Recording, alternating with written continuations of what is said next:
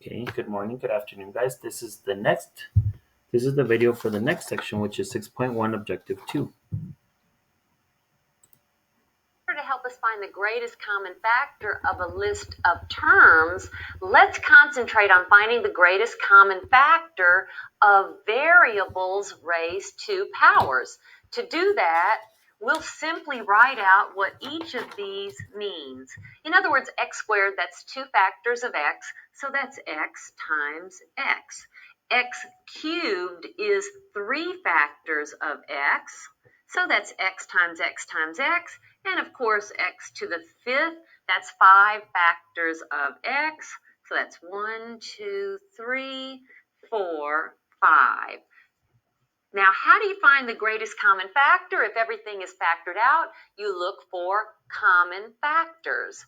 So I have a common factor of x, and I have another common factor of x, and then no more common factors. So the greatest common factor is a common factor of x, another common factor of x. The greatest common factor is x squared.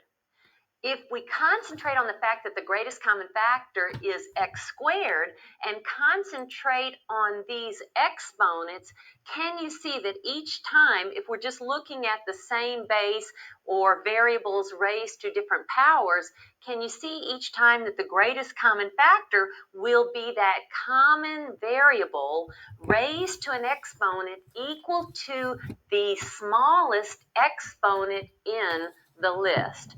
And that's a true statement.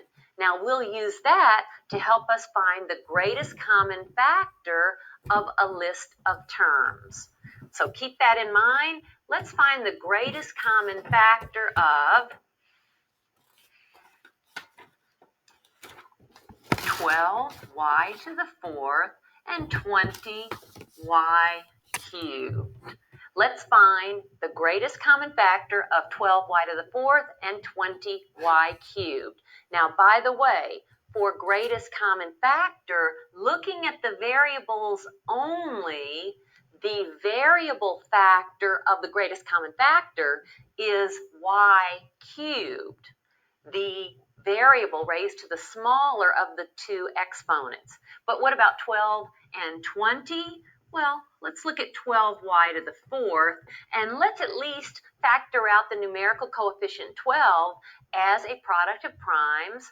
12 is 4 times 3, so I'll write that as, instead of 4, 2 times 2 times 3, and then I'll just leave y to the 4th. Let's write down 20y cubed. 20 as a product of primes, 20 is 4 times 5, so I'll write that as 2 times 2 times 5, and then I have y cubed. So what is the greatest common factor?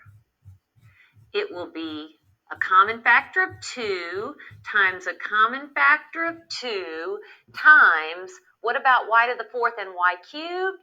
It will be that variable, that common variable, raised to the smaller of the two exponents. So the greatest common factor is 4y cubed. That's how we find the greatest common factor of a list of terms. Remember once again that the first step to factoring any polynomial is to look for a greatest common factor other than 1 or negative 1.